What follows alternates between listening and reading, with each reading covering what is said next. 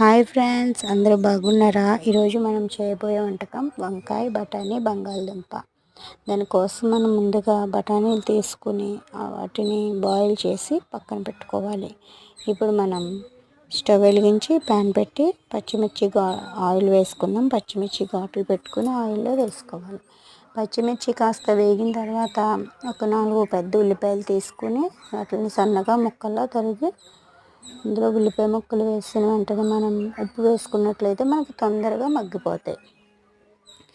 ఇప్పుడు మనం ఇందులోనే పొటాటోస్ని కూడా కట్ చేసి వేసుకుందాం. ఉల్లిపాయ పొటాటో కాస్త మగ్గిన తర్వాత నేను ఒక 1/2 కిలో వంకాయలు తీసుకున్నాను. అవి కూడా ఇందులో కట్ చేసి వేసుకుందాం.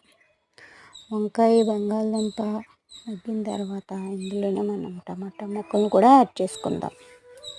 కాస్త పసుపు వేసుకుంటున్నాను నేను. పసుపు వేస్తే చాలా కలర్ఫుల్గా ఉంటుంది, మనకి హెల్త్కి కూడా చాలా మంచిది.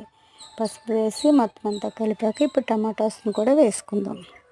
ఇవన్నీ మగ్గిన తర్వాత మనం ముందుగా బాయిల్ చేసుకున్న బఠానీస్ కూడా ఇందులో యాడ్ చేసుకుందాం.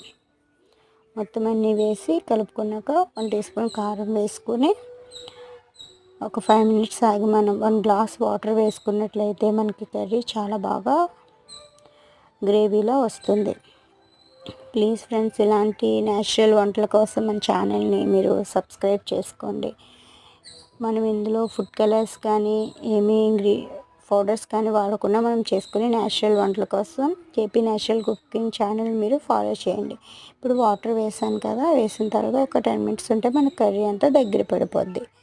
మనకి పొటాటో కూడా ఉడికిన తర్వాత ఒకసారి ఉప్పు చూసుకుని సరిపోతే లాస్ట్లో మీ దగ్గర కొత్తిమీర ఉంటే యాడ్ చేసుకోవచ్చు, లేదంటే